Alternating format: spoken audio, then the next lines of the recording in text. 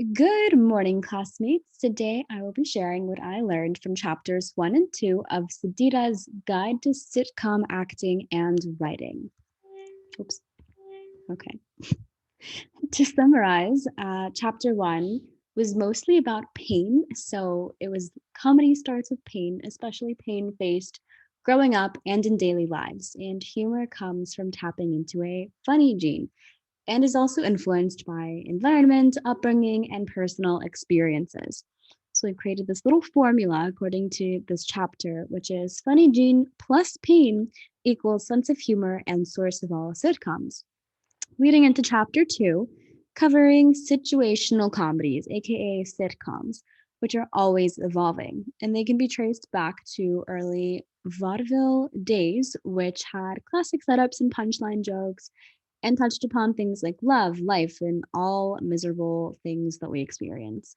Vaudeville was popular on radio and then TV when that became the main source of entertainment, thanks to simple but effective plots, funny character archetypes, which we learned about, and specific joke telling techniques.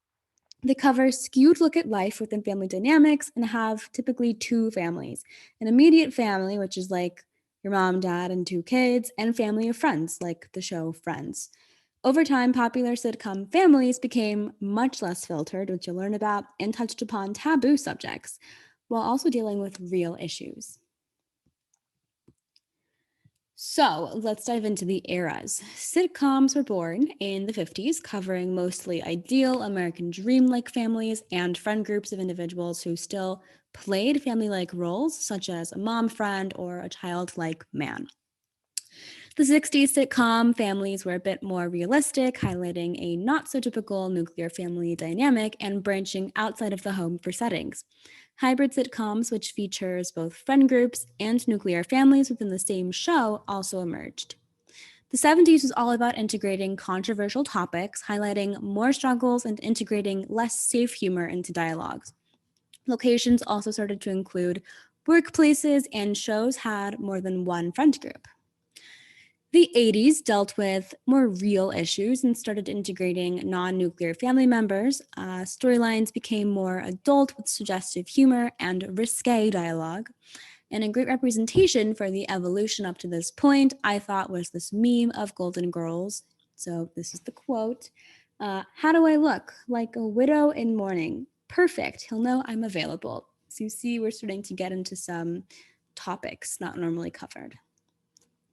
Some more evidence. The 90s were more provocative and highlighted families almost completely opposite of the 50s.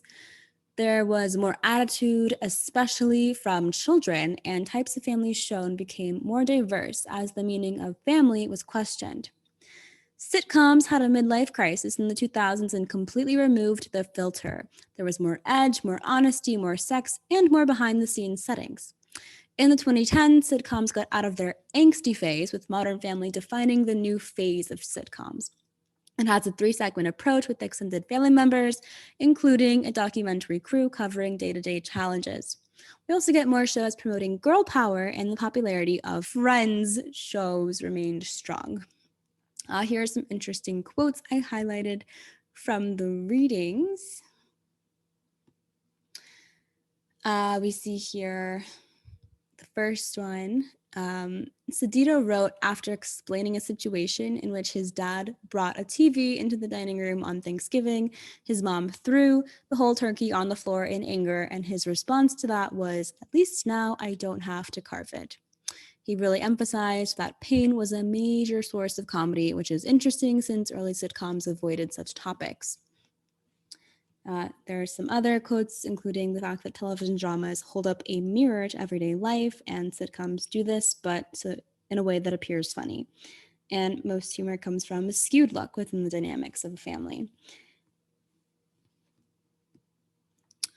Okay, for context, though, it's understandable why early sitcoms were presented this way. It was a form of escapism from the harsh years just experienced. People wanted to settle down and take their mind off of things like war, poverty, the president's death, etc. The 70s became a time of much more political awareness and activism, which was reflected in TV shows with many genres and less regulation in the industry. Sitcoms had faced competition. Ronald Reagan, a Republican president at the time, also condemned certain shows and somehow managed to influence kids to be conservative while parents remained liberal. This meant some sitcoms took a little step back. But in the 90s, everything was provocative again. And while diversity was starting to improve, a lot of articles from my outside research highlighted that this was a cultural war period, and shows like The Fresh Prince of Bel Air represented actually white appropriation of hip hop culture. I also couldn't help but notice that there seemed to be a lot of segregation among shows, with there being shows of entirely Black families or friends of and shows with entirely non-POC families. So the integration of diversity within the same show didn't really start to appear until the 2010s, and there's still a lot more improvement to be made in that area. But aside from that, my discussion questions are: to what extent do you believe the evolution of children's attitudes and roles in sitcoms has affected children's behaviors in the real world? So, like the show Simpsons, which has been banned in some countries, we see some behaviors that may have influenced children.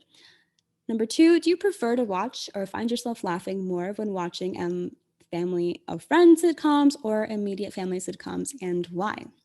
And number three, does culture influence the popularity of a show, or does a popular show influence culture?